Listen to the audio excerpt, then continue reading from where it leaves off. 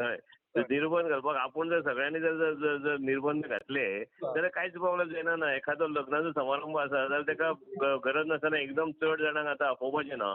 जो कोण जाय तांकांच आपोवं येता आनी कोवीड एप्रोप्रिएट बिहेवियर करूं येता.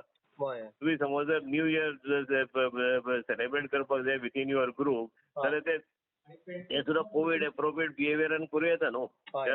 आपल्या फॅमिली भितर करूं येता आनी कितें करूं येता. सो एकदमच चड हें करपाची गरज ना एज ऑफ नाव. फुडें कितें जातलें तें खबर ना.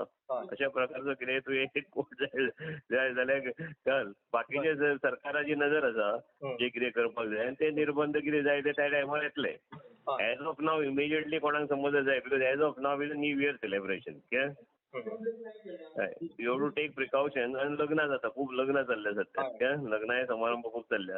हे दोनूय समारंभाक गरज नासतना गर्दी करपाची गरज ना आनी वेवस्थीत काळजी घेवन सगळें करपाक जाता.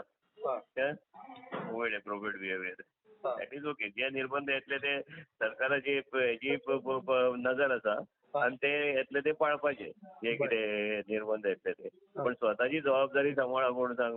बरें बरं सर. क्वेश्चन आसलो